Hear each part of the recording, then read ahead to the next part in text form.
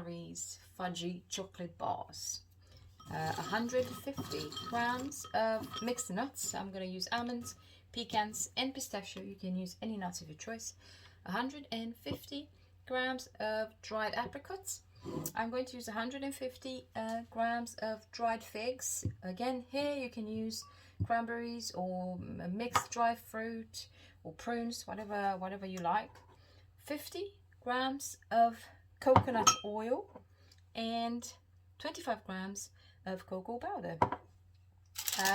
You need a square tin. Well, you need to get about 20 bars out of this, so measure your tin so it fits about 20. Mine does. And then what we're going to do first, we're going to put the nuts in the mixer, blitz them out. Okay.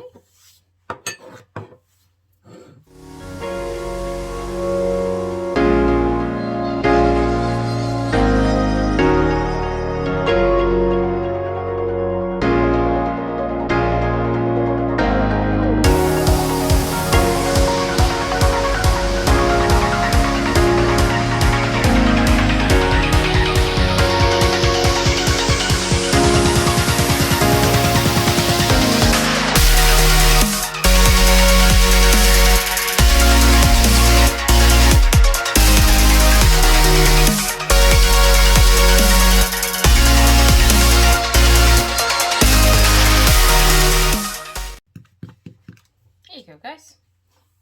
Now you put it in the fridge for about an hour. Then we're gonna cut and enjoy. So they're all done, and I've cut them. 20 bars you need to have from that composition. They look really, really good. You can keep them up to 2 weeks in the fridge or up to 2 months in the freezer. Make sure if you freeze them to stack a little bit of paper in between so they don't stick together. But yeah, that's all. Low calories dessert. See you next time. Bye for now.